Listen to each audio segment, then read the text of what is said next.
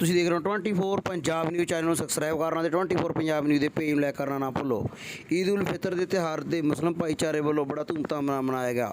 ਅੱਜ ਬਿੱਟੂ ਖਾਨ ਸੀਨੀਅਰ ਕਾਂਗਰਸੀ ਆਗੂ ਦੇ ਘਰ ਕੈਬਨਿਟ ਮੰਤਰੀ ਵਿਜੇਂਦਰ ਸਿੰਗਲਾ ਪਹੁੰਚੇ, ਜਿੱਥੇ ਕਿ ਉਹਨਾਂ ਨੇ ਬਿੱਟੂ ਖਾਨ ਨੂੰ ਜਿੱਥੇ ईद उल फितर ਦੀਆਂ ਵਧਾਈਆਂ ਦਿੱਤੀਆਂ ਗਈਆਂ, ਉੱਥੇ ਹੀ ਉਹਨਾਂ ਵੱਲੋਂ ਮੀਡੀਆ ਨਾਲ ਖਾਸ ਗੱਲਬਾਤ ਕੀਤੀ ਗਈ, ਜਿੱਥੇ ਕਿ ਉਹਨਾਂ ਨੇ ਜ਼ਿਮਨੀ ਚੋਣ ਬਾਰੇ ਜਾਂ ਸਰਕਾਰ ਦੇ ਕੀਤੇ ਵਾਅਦਿਆਂ ਬਾਰੇ ਕੀ ਬੋਲਦੇ ਨਜ਼ਰ ਆਏ। ਰਿਪੋर्ट कृष्ण गर्ग ਦੀ ਭਵਾਨੀਗੜ੍ਹ ਤੋਂ।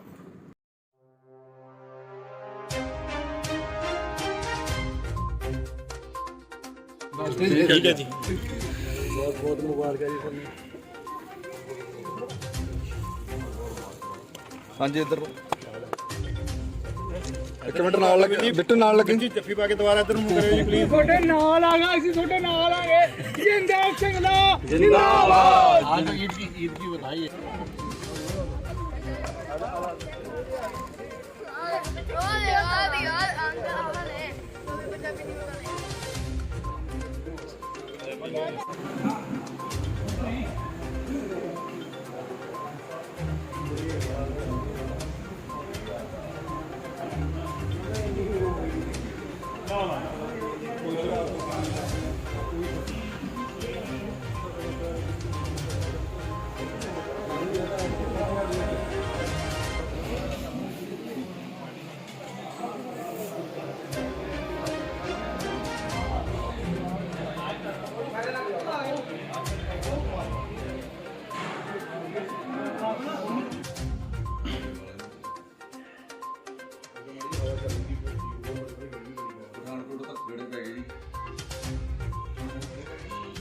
ਘਰ 'ਚ ਕੁਝ ਨਹੀਂ ਰੱਖਦੇ।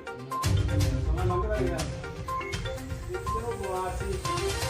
ਉਹਦੇ ਘਰ ਵਾਲੀ ਨੂੰ ਲੱਗਿਆ ਵੀ ਕਿਤੇ ਰਾਤ ਬਰਾਤ ਪੈਰ ਕੀ ਲਗਾਉਣਾ ਪੈ ਜੇ। 5 ਦਿਨਾਰ ਕੱਢ ਕੇ 5 ਰੁਪਈਏ ਕਹਿ ਲਓ ਅੱਖਰੇ ਰੱਖ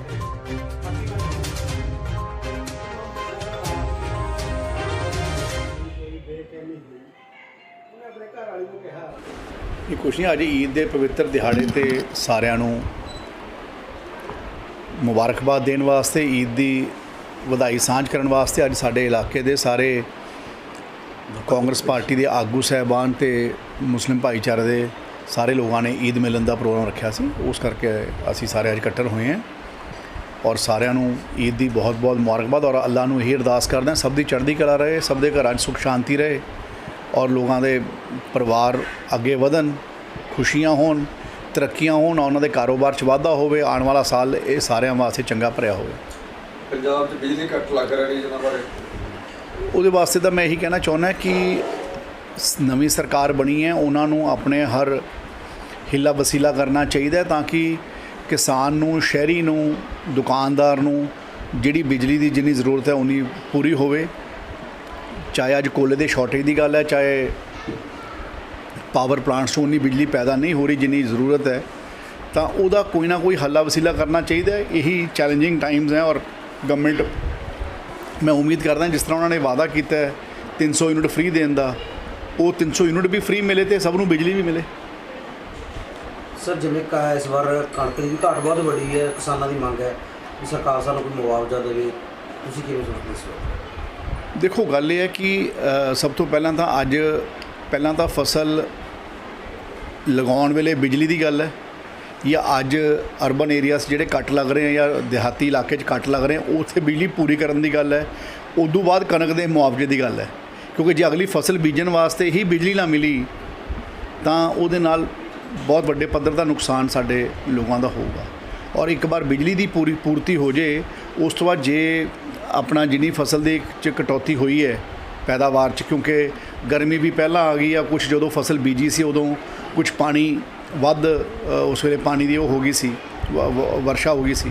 ਤਾਂ ਇਸ ਕਰਕੇ ਇਹ ਸਾਰੀਆਂ ਗੱਲਾਂ ਸਰਕਾਰ ਨੂੰ ਬੈਲੈਂਸ ਕਰਨੀਆਂ ਚਾਹੀਦੀਆਂ, ਜ਼ਿੰਮੇਵਾਰ ਤਰੀਕੇ ਨਾਲ ਆਪਣੀ ਜੋ ਵਾਅਦੇ ਕੀਤੇ ਆ ਉਹਨਾਂ ਨੇ ਆਪਣੇ ਚੋਣ ਮਨੋਰਥ ਪੱਤਰ 'ਚ ਉਹ ਲੋਕਾਂ ਵਾਸਤੇ ਪੂਰੇ ਕਰਨ। ਇੱਕ ਹਲਕਾ ਵਿਧਾਇਕ ਵੱਲੋਂ ਵਾਰ-ਵਾਰ ਹਲਕਾ ਸੰਗਰੂਰ 'ਚ ਕਿਹਾ ਜਾਂਦਾ ਭ੍ਰਿਸ਼ਟਾਚਾਰ ਬਹੁਤ ਵੱਡੇ ਪੱਧਰ ਤੇ ਹੋਇਆ ਪਿਛਲੇ ਸਮੇਂ ਦੇ ਵਿੱਚ, ਇਸ ਦੀ ਜਾਂਚ ਕਰਾਵਾਂਗੇ। ਤੁਹਾਨੂੰ ਕੀ ਲੱਗਦਾ? ਨਹੀਂ, ਕੋਈ ਗੱਲ ਨਹੀਂ। ਦੇਖੋ ਕਿਸੇ ਦੇ ਕਹਿਣ ਦੇ ਨਾਲ ਤਾਂ ਮੈਂ ਉਸ ਗੱਲ 'ਤੇ ਟਿੱਪਣੀ ਨਹੀਂ ਕਰਨਾ ਚਾਹੁੰਦਾ।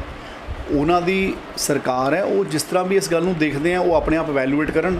ਮਕਸਦ ਹੈ ਕਿ ਜੋ ਵਾਅਦੇ ਲੋਕਾਂ ਨਾਲ ਪੂਰੇ ਕੀਤੇ ਆ ਪਹਿਲਾਂ ਅਸੀਂ ਆਪਣੇ ਆਪ ਨੂੰ ਉਸ 'ਤੇ ਫੋਕਸ ਰੱਖੀਏ, ਔਰ ਜੋ ਵੀ ਕੋਈ ਕੰਮ ਜਿਹੜੇ ਵੀ ਮਹਿਕਮੇ ਦਾ ਜਿੱਥੇ ਵੀ ਹੋਇਆ ਹੋਊਗਾ ਉਹਦੇ ਉੱਪਰ ਤਾਂ ਸਰਕਾਰ ਸક્ષਮ ਹੁੰਦੀ ਹੈ।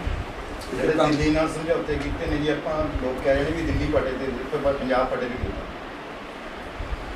ਦੇਖੋ ਇੱਕ ਗੱਲ ਤਾਂ ਜ਼ਰੂਰ ਹੈਗੀ ਹੈ ਕਿ ਜਿਹੜਾ ਦਿੱਲੀ ਇੱਕ ਛੋਟਾ ਪ੍ਰਦੇਸ਼ ਹੈ ਔਰ ਇੱਕ ਯੂਨੀਅਨ ਟੈਰੀਟਰੀ ਹੁੰਦਾ ਸੀ, ਔਰ ਅੱਜ ਪੰਜਾਬ ਇੱਕ ਬਹੁਤ ਵੱਡਾ ਸੂਬਾ ਹੈ। ਪੰਜਾਬ ਇੱਕ ਸੈਂਸਿਟਿਵ ਸਟੇਟ ਹੈ ਅਤੇ ਪੰਜਾਬ ਦੇ ਜਿਹੜੇ ਮਸਲੇ ਹੈ ਅਤੇ ਦਿੱਲੀ ਦੇ ਮਸਲੇ ਹੈ ਉਹ ਅੱਡ-ਅੱਡ ਕਿਸਮ ਦੇ ਹੈ। ਅਤੇ ਪੰਜਾਬ ਦੇ ਮਸਲਿਆਂ ਨੂੰ ਅਤੇ ਪੰਜਾਬ ਦੀ ਸਿਚੁਏਸ਼ਨ ਨੂੰ, ਪੰਜਾਬ ਬਾਰਡਰ ਦਾ ਇਲਾਕਾ ਹੈ, ਉਸ ਨੂੰ ਦੇਖਦੇ ਹੋਏ ਸਾਨੂੰ ਪੰਜਾਬ ਦੇ ਮਸਲਿਆਂ ਨੂੰ ਦੇਖਣਾ ਵੀ ਚਾਹੀਦਾ ਅਤੇ ਉਸ ਨੂੰ ਸਮਝਣਾ ਵੀ ਚਾਹੀਦਾ। ਹਰ ਮਾਡਲ, ਹਰ ਤਰ੍ਹਾਂ ਦਾ ਮਾਡਲ ਹਰ ਸੂਬੇ ਵਿੱਚ ਫਿੱਟ ਨਹੀਂ ਹੁੰਦਾ। ਜੇ ਕੋਈ ਮਾਡਲ ਗੁਜਰਾਤ ਦਾ ਮਾਡਲ ਹੈ, ਉਹ ਹੋ ਸਕਦਾ ਗੁਜਰਾਤ 'ਚ ਕਾਮਯਾਬ ਹੋਵੇ, ਪੰਜਾਬ 'ਚ ਨਾ ਹੋਵੇ, ਜਾਂ ਕੋਈ ਦਿੱਲੀ ਦਾ ਮਾਡਲ ਹੈ, ਉਹ ਦਿੱਲੀ ਦੇ ਵਿੱਚ ਕਾਮਯਾਬ ਹੋ ਸਕਦਾ, ਪੰਜਾਬ 'ਚ ਨਾ ਹੋਵੇ। ਪੰਜਾਬ ਇੱਕ ਵਿਲੱਖਣ ਤਰੀਕੇ ਦਾ ਸੂਬਾ ਹੈ ਅਤੇ ਪੰਜਾਬ ਦੀਆਂ ਪ੍ਰੋਬਲਮਸ ਅੱਡ ਤਰ੍ਹਾਂ ਦੀਆਂ ਪ੍ਰੋਬਲਮਸ ਨੇ ਅਤੇ ਪੰਜਾਬ ਨੂੰ ਅੱਡ ਤਰੀਕੇ ਨਾਲ ਹੱਲ ਕਰਨਾ ਹੀ ਸਾਡੇ ਵਾਸਤੇ ਸਹੀ ਹੈ। ਲੋਕਾਂ ਨਾਲ ਸਰਕਾਰ ਵਾਅਦਾ ਕਰਦੀ ਹੈ ਵੀ ਧਰਨੇ ਅਸੀਂ ਖਤਮ ਕਰਾਂਗੇ, ਪਰ ਧਰਨੇ ਤਾਂ ਦੂਜੇ ਦਿਨ ਹੀ ਸਟਾਰਟ ਹੋ ਚੁੱਕੇ ਨੇ। ਤੁਸੀਂ ਸੋਚਦੇ ਹੋ?